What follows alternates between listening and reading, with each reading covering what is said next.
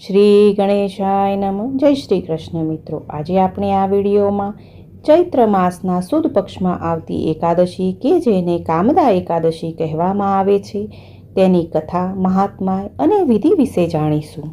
મંગલમ ભગવાન વિષ્ણુ મંગલમ ગરુડધ્વજ મંગલમ પુંડરીકાક્ષો મંગલાય તનોહરી.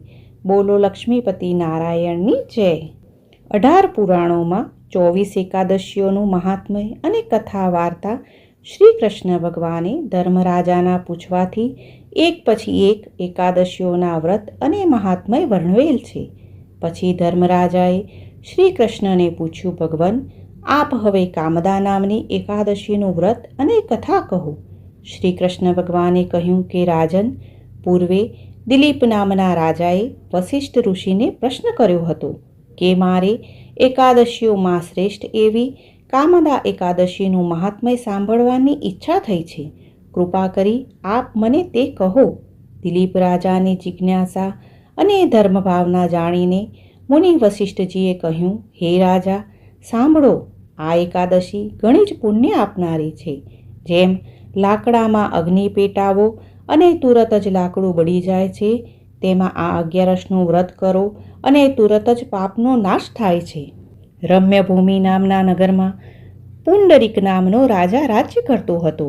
આ નગરમાં અપ્સરાઓ, ગંધર્વો અને કિન્નરો ઘણીવાર વિહાર કરવાને માટે આવતા. એક દિવસ પુંડરીક રાજા રાજ્યસભા ભરીને બેઠો છે.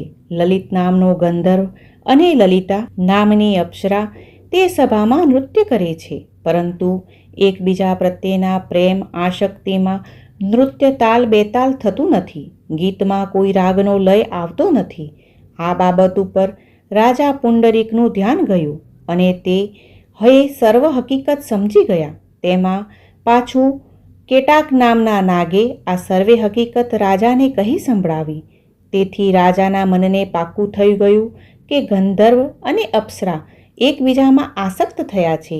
એટલે પેલા લલિત નામના ગંધર્વને ક્રોધે ભરાયેલા પુંડરીક રાજાએ શ્રાપ આપ્યો કે જા, તું તારા કુકર્મને લઈને રાક્ષસ બની મૃત્યુ લોકમાં ફર.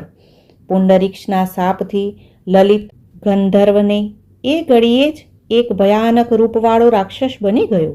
વિકરાળ રાક્ષસ બનેલા લલિતને જોઈને અપ્સરા લલિતાના દુઃખનો કોઈ પાર ન રહ્યો. રાક્ષસ બનેલા લલિત સાથે તે પણ જવા લાગી અને શાપ નિવારણનો કોઈ ઉપાયની શોધમાં દૂર દૂર ભટકવા લાગી.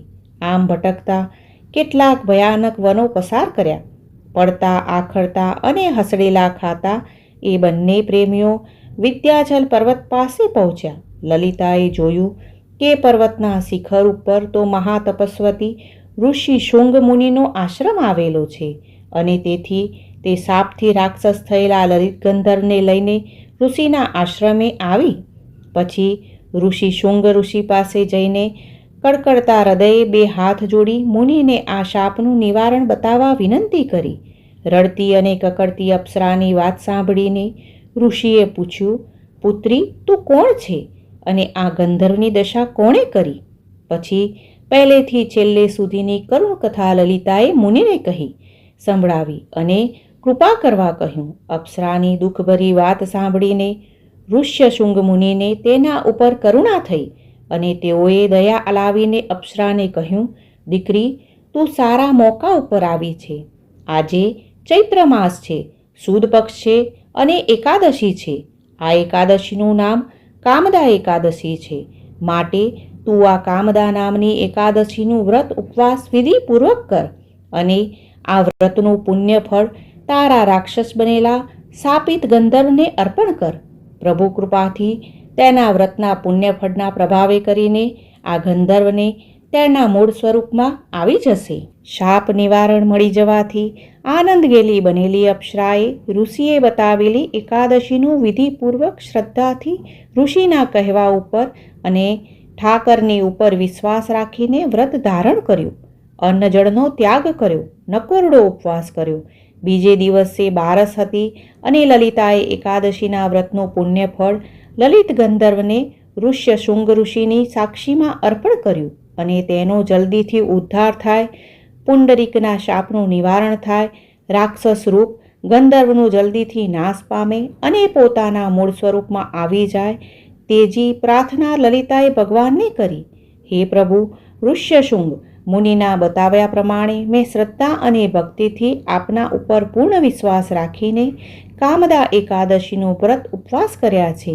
તેના પુણ્યના પ્રભાવે મારા આ ગંધર્વ રાક્ષસી રૂપ નાશ પામજો અને તેના મૂળ સ્વરૂપે પ્રગટ થાય તેવું કરજો. લલિતા અપ્સરાએ જેવું કામદા એકાદશીના વ્રતનું પુણ્યફળ અર્પણ કર્યું કે તે જ સમયે ગંધર્વનું સ્વરૂપ બદલાયું અને તે રાક્ષસ મટીને તેના મૂળ રૂપમાં અતિ સુંદર ગંધર્વ બની ગયો. પછી તો બંને જણા ઋષ્યશૃંગ મુનિના ચરણમાં નમી પડ્યા અને 2 હાથ જોડીને વિદાય માંગી.